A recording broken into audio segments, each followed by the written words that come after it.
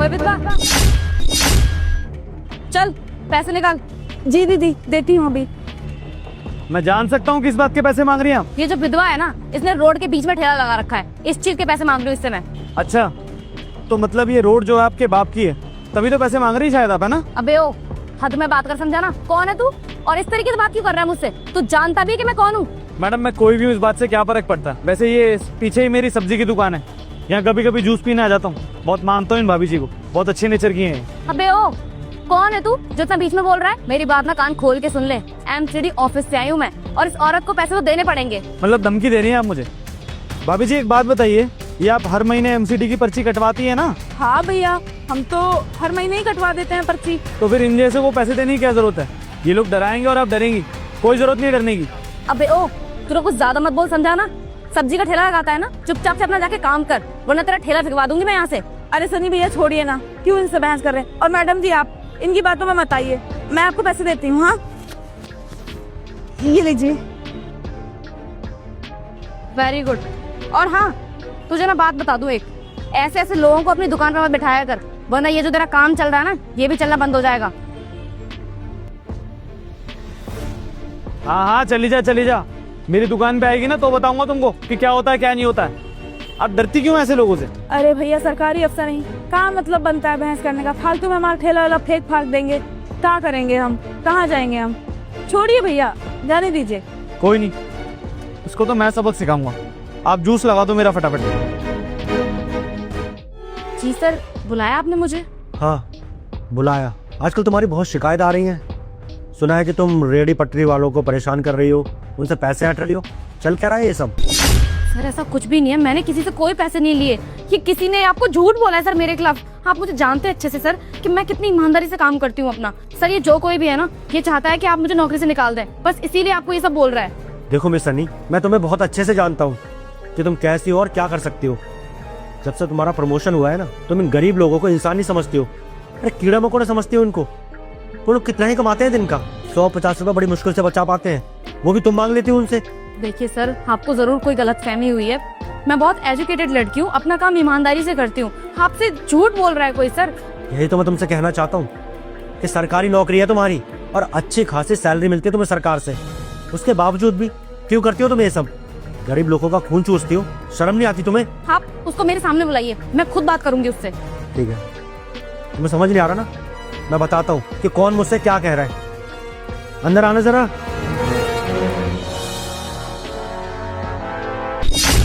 Sir आप इसकी बात पर विश्वास कर रहे हैं? सर आपको पता है ये ना एक नंबर का चिचोरा इंसान है सर। ये मुझे आज सुबह छेड़ रहा था और मैंने जब इससे भला बुरा बोल दिया तो गुस्से में आके ना इसने आपसे जरूर मेरी चुगली की है। सर ऐसा मैंने कुछ भी नहीं किया, किसी भी ठेले वाली से कोई पैसे नहीं लिए। ये झूठ बोल रहा है आपसे। बस करो अनी, ज्यादा झूठ बोलने की जरूरत नहीं है। और तुम मुझे मत बताओ कि कौन है और क्या कर सकता है और क्या नहीं। मैं इनको बहुत अच्छे से जानता हूँ। तुम्हें पता है कौन है? भैया है मेरे ये। भाई? सर ऐसा कैसे हो सकता है? ये मामूली सब्जी वाला आपका भाई कैसे हो सकता है? सर आप यहाँ के कलेक्टर हैं और ये एक नॉर्मल इंसान है। सर मुझे नहीं लगता ये आपका भाई है। क्यों? ये जरूरी तो नहीं कि जितने लोग घर में रहते हैं वो सारे सरकारी अफसर हों।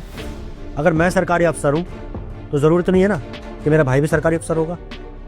वो सब्जी की रेहड़ी लगाते हैं और तुम्हें पता है अगर उस समय इन्होंने मेरी मदद ना की होती तो शायद मैं इस मुकाम पर नहीं होता। इन्होंने वही सब्जी की रेहड़ी लगा कर पैसे जोड़े और मुझे पढ़ा लिखा कर इस काबिल बनाया कि मैं आज कलेक्टर बन के बैठा हूँ यहाँ पर। आई बात समझ में?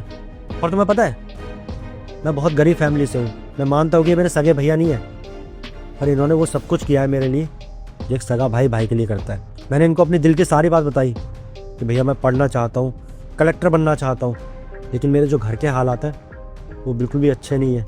मैंने इनको बताया कि मेरे पास इतने पैसे नहीं है कि मैं कोचिंग की फ़ीस भर सकूँ। तब ये इंसान मेरे साथ खड़े थे और इन्होंने मेरी मदद की, मेरी फ़ीस भरी। और तुम इन्हें कह रही हो कि तुम्हें छेड़ रहे थे, तुम्हारे साथ बदतमीजी कर रहे थे। देखिए सर, रियली सॉरी, मुझे सच में नहीं पता था सर कि आपके भाई हैं। पता होता तो सर इतनी बदतमीजी कभी नहीं करती इनके साथ में। और सर मानती हूँ कि मैंने करप्शन किया है, मैंने लोगों से पैसे लिए हैं, लेकिन सर वो मैं लालच में आ गई थी, इसीलिए मैंने सब कुछ किया। मैं वादा करती हूँ आपसे आज के बाद ऐसी गलती दोबारा कभी नहीं करूंगी सर। अपनी पोस्ट का गलत फायदा नहीं उठाऊंगी। मुझे प्लीज माफ कर दीजिए सर।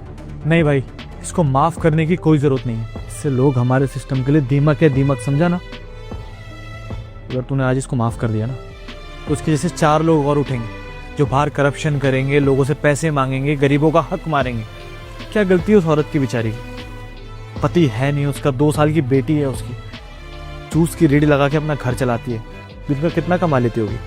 100, 150, 200, चल हद मार के 300। और इनकी सैलरी कम से कम 50,000 तो महीने की होगी ना, और वो 50,000 भी इनको कम पड़ते हैं। गरीबों का हक मारते हैं, 500 रुपये महीने के लेते हैं उनसे। देख, मैं मानता हूँ कि हमारे देश में बहुत करप्शन है भाई, बहुत करप्टेड लोग हैं।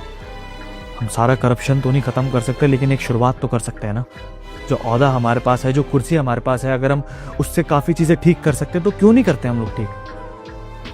पता ना भाई, देख छोटे से शुरुआत करेंगे तभी तो आगे बढ़ेंगे ना।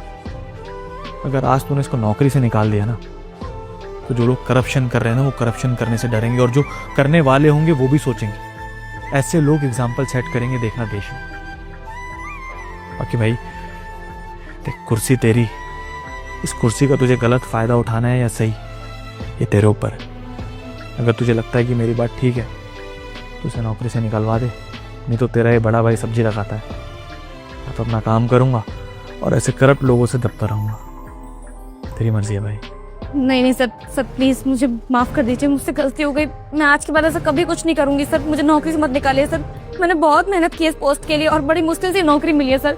मेरा घर ही इस नौकरी से चलता है। मैं आपके आगे हाथ जोड़ती हूँ सर, प्लीज़ नौकरी से मत निकालिए। मुझे माफ़ कर दीजिए, मैंने बदतमीजी की आपके साथ। सही कहा भैया आपने, इन जैसे लोगों को कोई मौका नहीं मिलना चाहिए।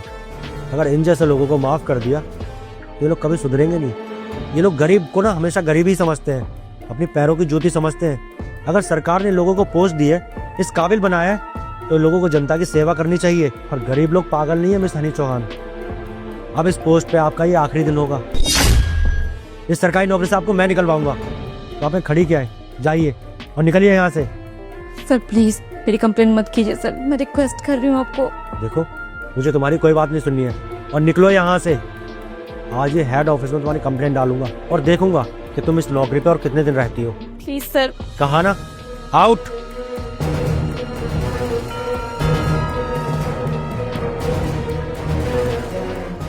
और भैया आपने ये बहुत अच्छा काम किया, जैसे करप्ट लोगों की आपने शिकायत की, वरना इन लोगों का हौसला ना बढ़ता ही जाता दिन ब दिन।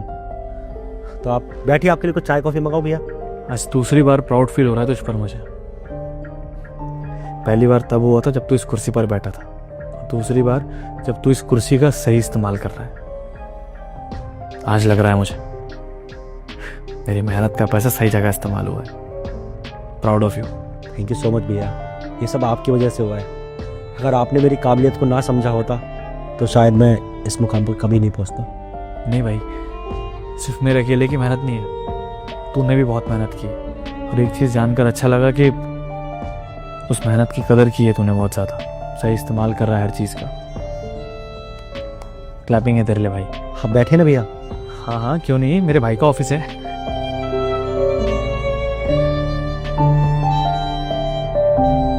बेटा, अगर तुझे ये वीडियो अच्छा लगा हो तो वीडियो को एक लाइक करके इस चैनल को सब्सक्राइब कर लेना। और हाँ, अगर मुझ में विश्वास रखते हो तो जाते जाते कमेंट में जय श्री राम लिखना मत भूलना।